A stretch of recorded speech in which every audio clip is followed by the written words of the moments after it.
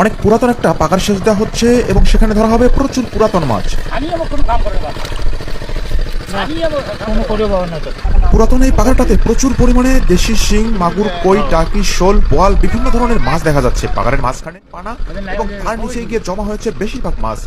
কিছুক্ষণের মধ্যেই ধরা হবে সেই মাছগুলি। দেখছেন পাগারের পানি মোটামুটি শুকিয়ে এসেছে এবং এই ক্যানেলটার মধ্যে দেখছেন কত বড় বড় শিং মাছ এবং মাগুর মাছ দেখা যাচ্ছে।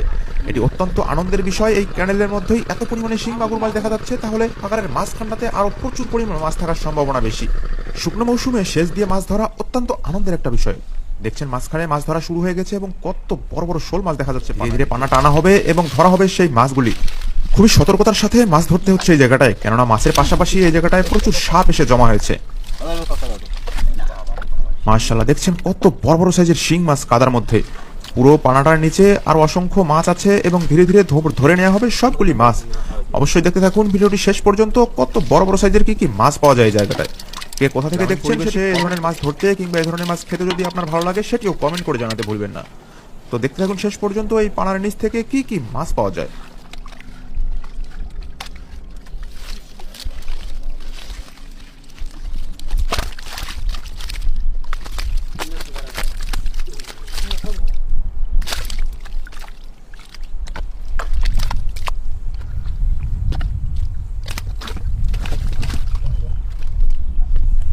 মাশাআল্লাহ, কতগুলো বড় বড় সাইজের শোল মাছ দেখুন। অত্যন্ত সুস্বাদু এবং পুষ্টিকর এই শোল মাছগুলি বাজারে খুবই চড়া দামে বিক্রি হবে।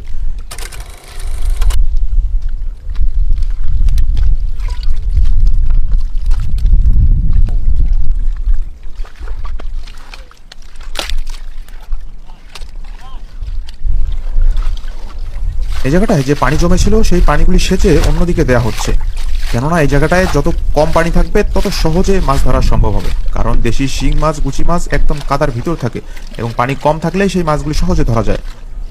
আরও একটি শোল মাছ।